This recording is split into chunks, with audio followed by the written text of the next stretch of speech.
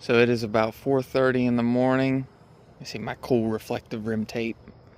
Um, got the new rear wheel on, and I just want to make sure it's as straight as possible, alignment wise. So that's why I'm out here. I got something cool. Make sure that the chain is nice and straight. So what I have here, it's called the Profi Laser Chain Alignment Tool. Got it from somewhere in Germany. So just showing what this is right here in the light so you can see. Profi Laser Chain Alignment Tool. I'm throwing the price point right out there because I know some people will check right out. It's an $85 piece. There's a guy on eBay by the name Mark Parnes, Marcparnes, who sells this exact one. He's away for a couple weeks, but he's the only really affordable way to get this. If you try to get it right from Germany, it's going to be $200 or more because of shipping and all that. There are 4 versions of this. Now, he sells the one you want, but I'm just going to make sure to explain them all. There are 2 lightweight versions. Those don't have magnets in them, so really you don't want those. This is the magnetic line laser version. This is the one you want. There's one called the magnetic dot version, and what it is, instead of a straight line, it shines a single dot on the chain, and you gotta run that single dot up and down the chain. It's a pain in the ass. This is the one that you want. It's magnetic, and it shines the light the entire way down the chain. This is what it is.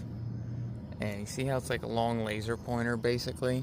And it's magnetic on the side. So what I'm gonna do here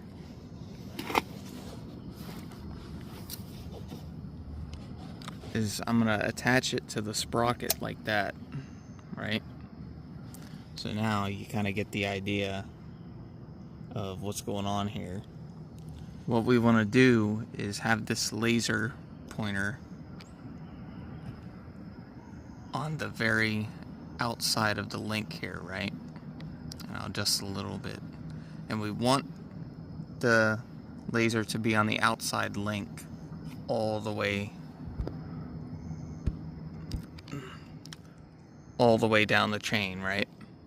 So if we go up here, you can see it's not on that outside link. It's inward a little bit.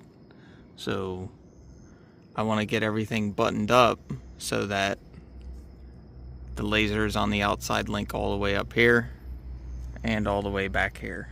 So that's why I'm up at 4 in the morning, because I was trying to do this yesterday during daylight and it's just can't really do it.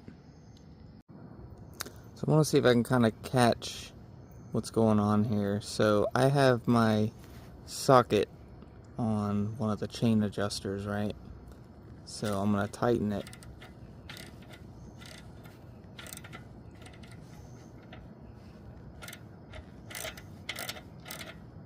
And now see, you can tell that the laser kind of came this way a little bit. So it's more in line now, right? Problem is, as you do that, now the chain is, stiff as a rock. We don't want that. So it's a game of playing with the tension on the adjusters and messing with the axle bolt and sliding things around. So it is a bit of a pain in the ass. So I'm gonna play around with everything, and once I get this buttoned up, I'll kind of show how it looks. Okay, so you see how the laser tool is on the very outside link over here, and now all the way up here, it's on that very outside link as well. So I think we're about where we need to be if the chain tension is okay. It's not hard as a rock right now. So I'm gonna go grab my tape measure, measure the slack, and see where we are. Okay, so the other thing I kind of forgot to mention is that once you start torquing the axle down, it'll actually also change how the alignment is.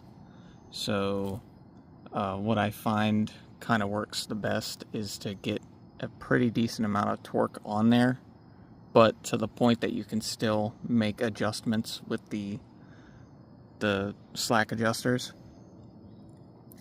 So I'm going to keep playing with this. Okay, so I'm about done with this, and you can see, here the laser is on the outside of the chain link, and then up here the laser is also on the outside of the chain link.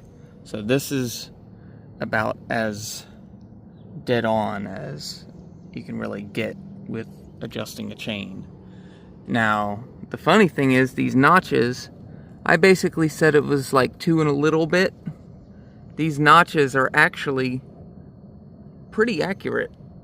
This notch is 2 and a little bit. It's hard to kind of see on camera there. But the point is, the notches are actually just about the same. So that's why I say the notches are good enough.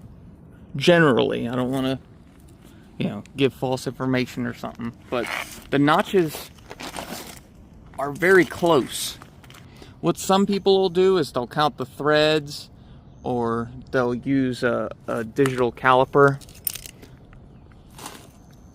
and make sure that there's a equal amount of room. Let's see here. Okay. So see, my digital caliper is at 0. If I measure the distance between the nut and the bolt head here, which is, I'm trying to do it in the dark, so that's why it's a pain in the ass. So we take that measurement, that's 15.2, 15.3. And that's how I did it a couple years ago, and I remember it being right around there. Let's see how it compares to this side. What is it over here? It's 14 over here. So, and I find that the reason that difference exists is just because of how this is machined. So like the back of the swing arm, it's on the inside. There's just like, it's not the exact same as the other side. It's not like a straight flush thing for the adjusting bolt to push on. So since it's just kind of slightly different, that's why you get that difference when you try to do the measuring method. So I'm happy with where it is. We're at an inch of chain slack. It looks completely aligned. I'm happy with that.